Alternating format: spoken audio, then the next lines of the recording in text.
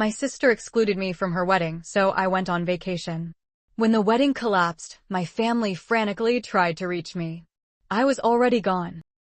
There are moments in life when you realize, with absolute clarity, where you stand with the people who are supposed to love you. Not in the abstract, not in the way they claim when it's easy, but in the choices they make when it counts. For me, that moment came in the form of a cream-colored envelope addressed to my parents, with my sister's elegant handwriting curling across the front. My name is Jordan. I'm 31 years old, and for most of my life, I've been the family shadow, present but not quite seen, included but not quite wanted. My sister, Amelia, is 2 years older than me, and from the time we were children, the difference in how our family treated us was impossible to ignore. Amelia was the sun. Everything revolved around her. Her achievements were celebrated with parties and phone calls to relatives.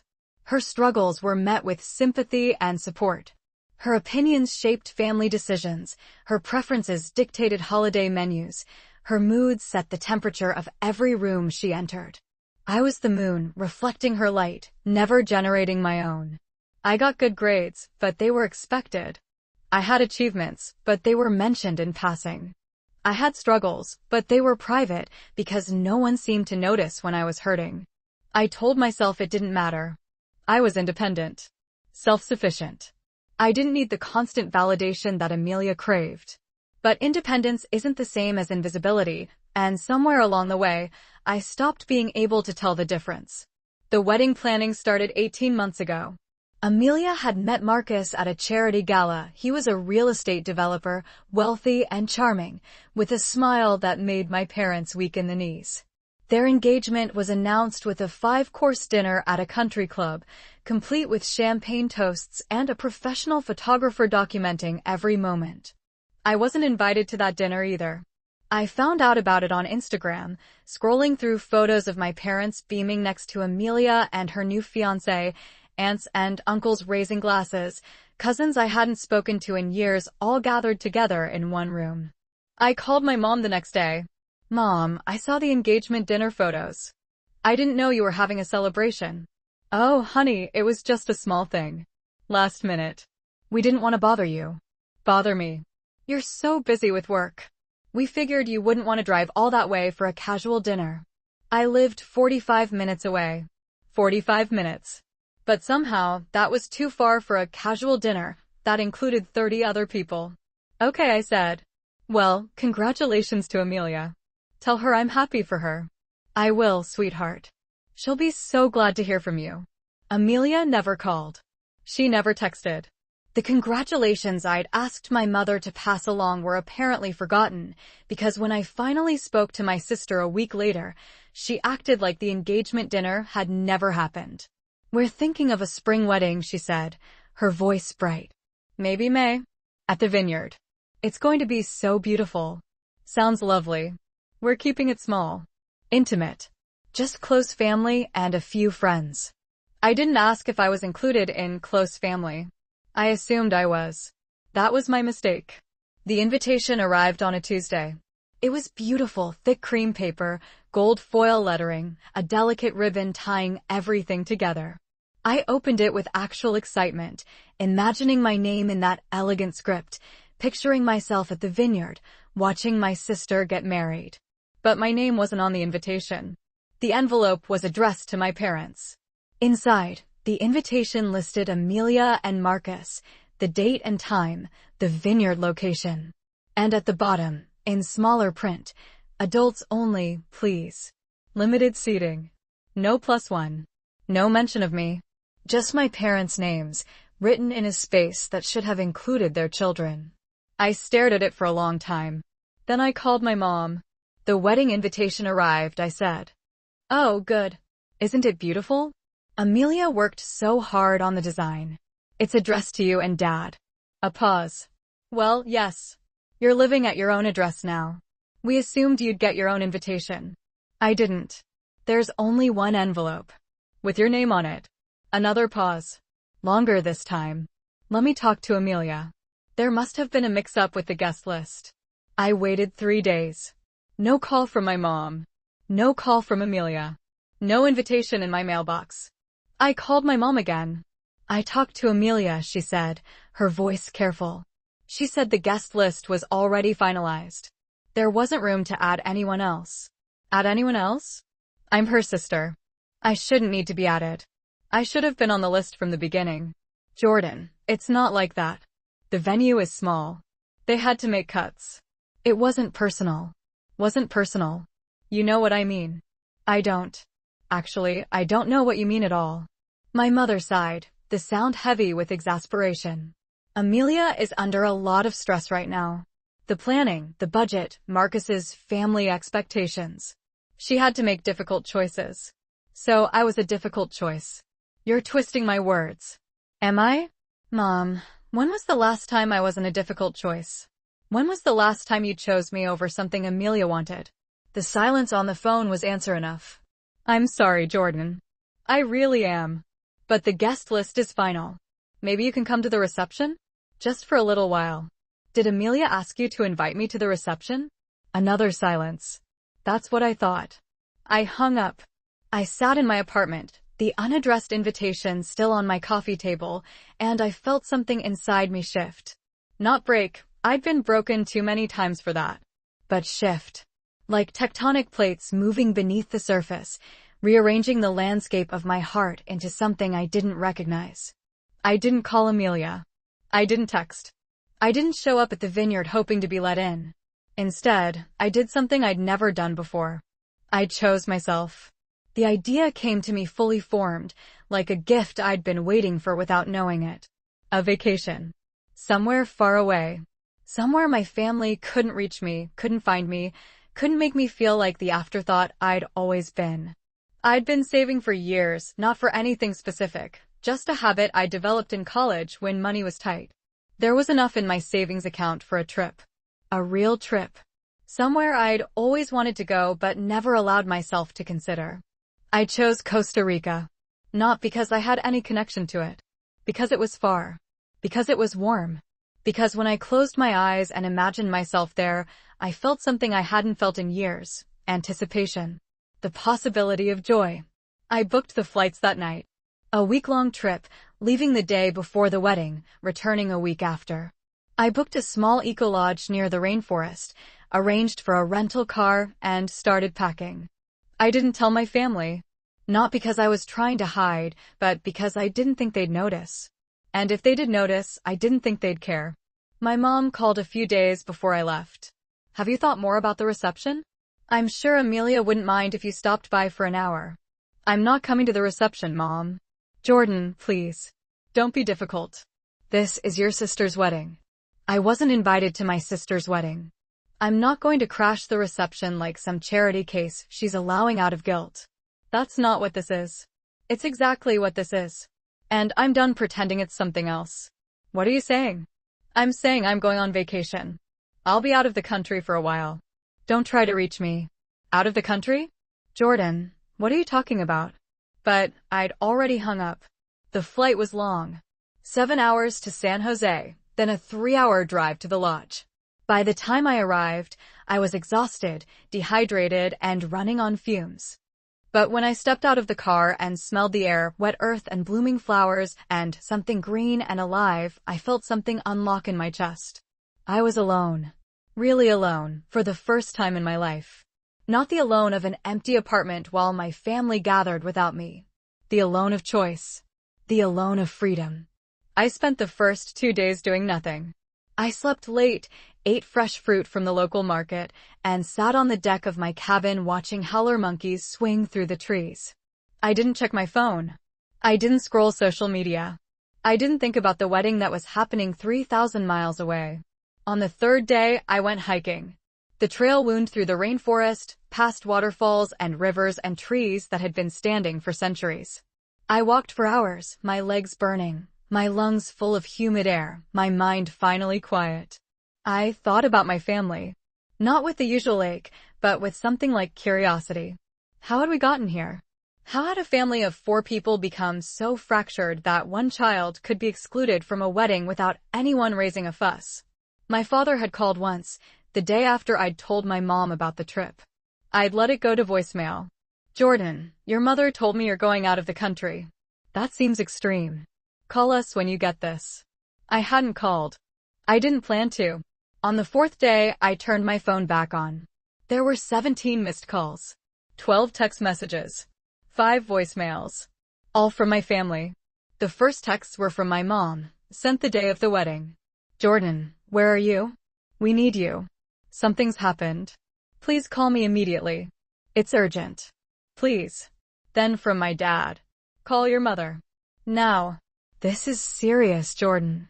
Pick up the phone. Then from Amelia. Jordan, I know you're upset. But I need you. Please come. The wedding is off. Marcus called it off. I need my sister. Please. Please call me. I stared at the messages, my heart pounding. The wedding was off. Marcus had called it off. My sister, the son around whom everything revolved, had been abandoned at the altar, and suddenly, miraculously, she needed me. I listened to the voicemails. My mom's voice, cracking with tears. Jordan, Marcus left. He didn't show up. He sent a text. A text, Jordan. Your sister is devastated. We need you here. Please come home. My dad's voice, tight with controlled fury. I don't know where you are, but you need to come back. Your family needs you. Whatever this vacation is about, it can wait. And then Amelia's. Her voice was small, broken, nothing like the confident woman who'd sent out cream-colored invitations to everyone but her own sister. Jordan, I know I messed up. I know I hurt you. But I'm falling apart and I don't have anyone else. Mom and Dad are trying, but they don't understand. You understand. You always understood. Please. Please come home. I sat on the deck of my cabin, the rainforest stretching out before me, my phone hot in my hand. Part of me wanted to go. The part that had spent 31 years being the good daughter, the reliable one, the one who showed up even when no one showed up for her. That part was screaming at me to book a flight, to rush home, to be the sister Amelia suddenly needed. But another part, a newer part, one I'd been discovering on this trip, was quiet, calm, asking questions I'd never allowed myself to ask. Why no? Why only when she needs something? Where was she when you needed her? I thought about all the times I'd needed my family. The year I lost my job and couldn't afford my rent. The months I spent recovering from a breakup that left me hollow. The day I got my cancer diagnosis, benign, thank God, but terrifying in the moment, and called my mom, only to have her cut me off because Amelia was having a crisis about her engagement party.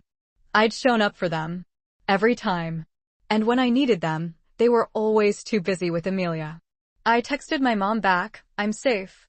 I'll be home in 3 days. We can talk then. Her response came immediately. 3 days? Jordan, she needs you now. I didn't respond. 3 days. That was what I needed. 3 more days of rainforest and silence and reminding myself that I mattered too. I flew home on a Tuesday. The flight gave me time to think, to process, to prepare myself for what I was walking into. I knew my family would be in crisis mode, my mom frantic, my dad stoic, Amelia shattered. I knew they'd expect me to fall into my usual role, the fixer, the listener, the one who made everything okay without asking for anything in return. I wasn't sure I could be that person anymore. My mom picked me up from the airport. She looked older than I remembered, her face drawn, her eyes red. She hugged me before I'd even fully stepped out of the terminal. Oh, thank God. Thank God you're here. Hi, Mom. We've been so worried. You weren't answering your phone. We didn't know where you were. I told you I was going on vacation. A vacation? In the middle of your sister's wedding? Jordan, what were you thinking? I pulled back, looked at her. I was thinking that I wasn't invited to the wedding. So I went somewhere I was wanted. She flinched. That's not fair. Isn't it? She didn't answer. She just grabbed my bag and started walking toward the car. The drive to my parents' house was tense. My mom filled me in on the details. Marcus had called off the wedding the morning of, sent a text to Amelia while she was getting her hair done, then disappeared. No explanation, no warning, just a few cold words on a screen. His family won't return our calls, my mom said. The venue is refusing to refund the deposit. The caterer is threatening to sue. And Amelia, she's barely eaten in 4 days. I'm sorry. That sounds awful. It is awful. It's a nightmare. And we needed you here. We needed family. I am family. I've always been family. But that didn't seem to matter when you were planning the wedding. My mom's grip on the steering wheel tightened. Jordan, can we please not do this right now? Your sister is hurting. Can we focus on her? I didn't respond. What was there to say? Amelia was staying at my parents' house. Her apartment felt too empty, she'd said, too full of memories of Marcus. I found her in the living room, curled up on the couch in an old sweatshirt, her hair unwashed, her face pale. She looked up when I walked in, and for a moment, I saw something in her eyes I'd never seen before. Vulnerability. Uncertainty.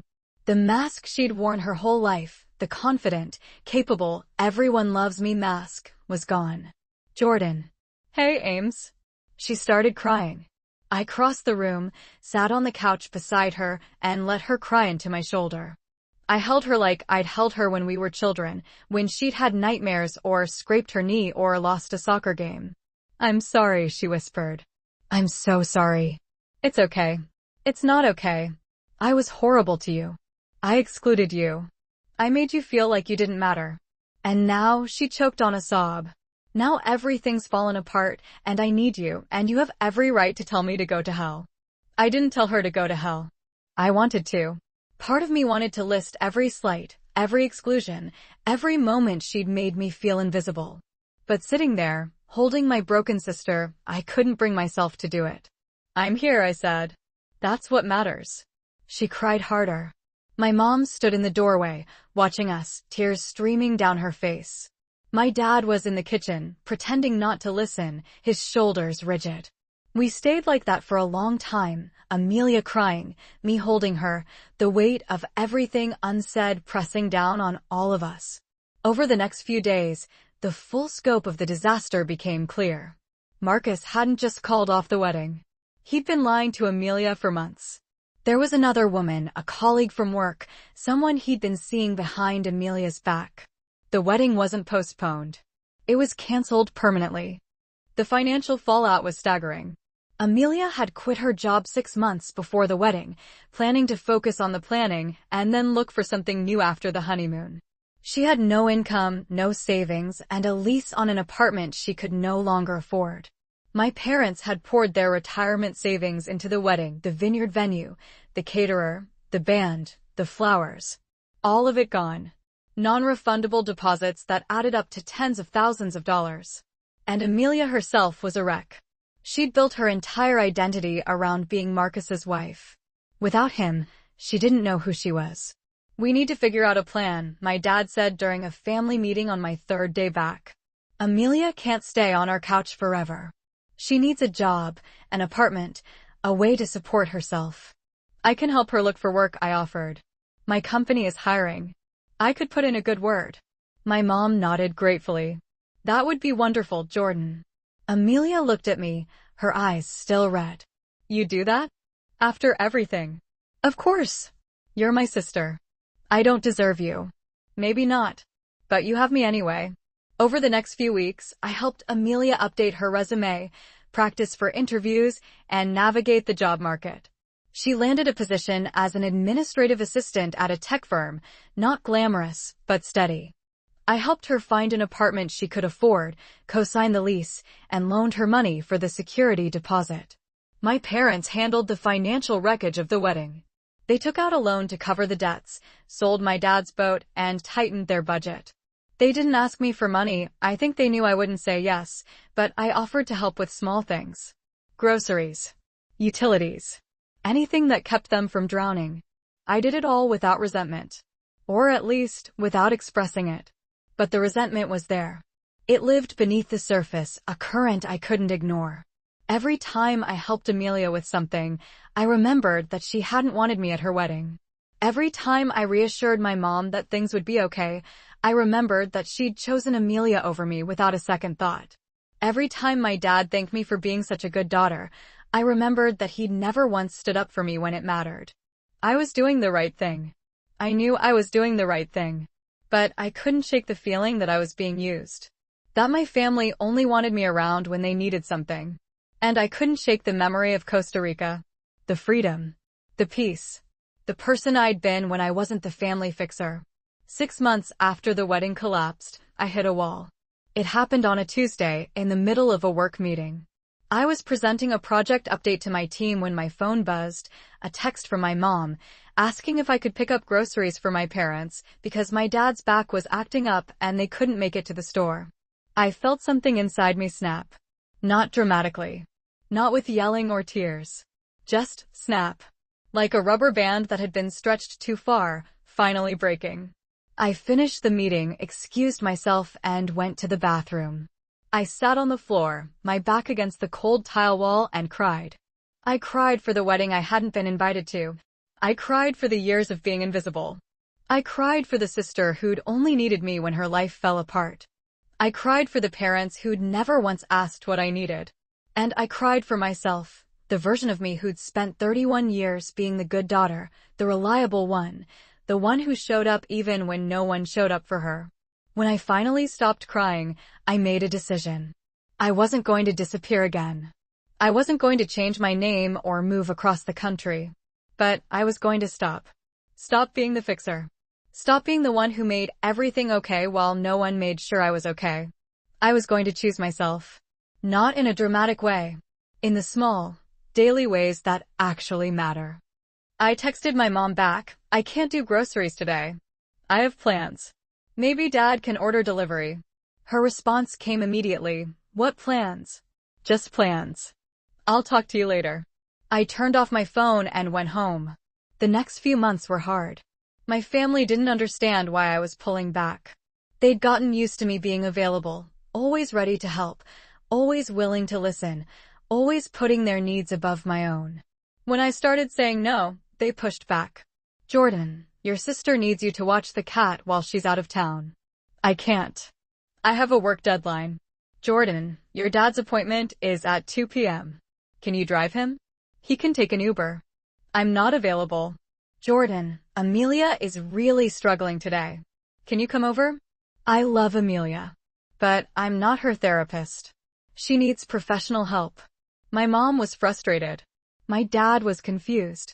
Amelia was hurt. I don't understand what's happening to you, my mom said during a phone call that ended with both of us in tears. You used to be so helpful. So present. Now you're always too busy. I'm not too busy. I'm prioritizing myself for once. Prioritizing yourself? Jordan, we're family. Family helps each other. I've been helping for 31 years. When does someone help me? The silence on the phone was deafening. That's not fair, my mom finally said. We've always been there for you. Have you? When I lost my job, who helped me? When I was recovering from my breakup, who checked on me? When I got my cancer scare, who held my hand? You never told us about those things. Because you never asked. You were always too busy with Amelia. My mom started crying. I stayed quiet, letting her tears fill the silence. I'm not trying to hurt you, I said. I'm trying to save myself. And I can't do that if I'm always the one holding everyone else up. We love you, Jordan. We've always loved you. I know you love me. But love isn't the same as seeing someone. And you haven't seen me in a very long time. We ended the call without resolution. I didn't expect one. It's been a year since the wedding collapsed. A year since I started saying no. A year since I stopped being the family's shadow and started being my own person. Things have changed. Not dramatically, real change rarely is, but in small, meaningful ways. My family is different now. Not perfect, far from it, but different. The crisis of the wedding forced us to look at things we'd been ignoring for decades. The way Amelia had always been the priority. The way I'd always been the afterthought. The way my parents had enabled the imbalance without ever noticing. Amelia is in therapy. Real therapy, with a licensed professional who's helping her unpack the patterns that led her to Marcus, that made her feel like she needed a husband to be complete. She's not fixed, she's still a work in progress, but she's trying. And for the first time in our lives, she's asking me about my life. My struggles. My needs. We never talked about you, she said recently, over coffee at a small cafe near her apartment. I never asked. I was so wrapped up in myself that I didn't even see you.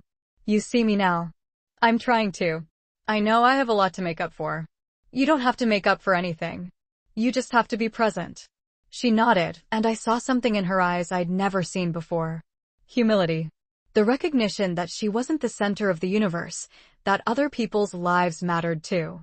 My parents are in therapy too. Couples counseling, at my suggestion, after a particularly painful conversation where my dad admitted he'd always known about the imbalance, but hadn't known how to fix it. We thought you were fine, my mom said. You never complained. You never asked for anything. We assumed. You assumed I didn't need anything. Yes. And we were wrong. I didn't tell them it was okay. Because it wasn't. The years of invisibility had left scars that wouldn't heal overnight. But I told them I appreciated the apology.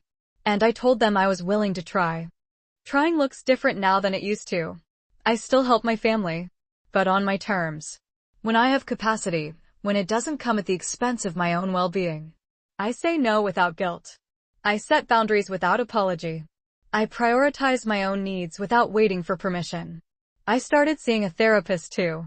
Dr. Reyes, who specializes in family dynamics and childhood emotional neglect. You've spent your whole life being the responsible one, she said during one session. The one who didn't need anything, so no one gave anything. But needs aren't weaknesses, Jordan. They're human. And you're allowed to have them. I'm learning to have them. Learning to ask for help. Learning to let people see me, the real me, not the capable, self-sufficient version I'd constructed to survive. It's terrifying. Every time I reach out, I half expect to be rejected, forgotten, left behind. But most of the time, I'm not. Most of the time, the people I reach out to reach back. I still think about Costa Rica sometimes. The rainforest. The quiet. The version of me who walked those trails, alone and free. I'm not that person anymore. I'm not the invisible child either. I'm someone in between, someone still figuring out who she is when she's not defined by her family's neglect. The wedding I wasn't invited to changed me.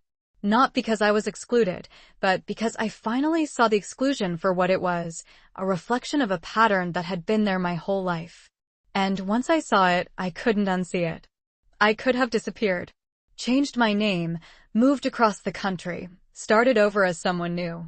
Part of me wanted to. Part of me still wonders what that life would have looked like. But I stayed. Not because my family deserved my presence, they hadn't earned it, but because I deserved to see what happened when I stopped being the shadow and started being the sun. Amelia calls me every week now. Not to ask for anything. Just to talk. To tell me about her week, to ask about mine.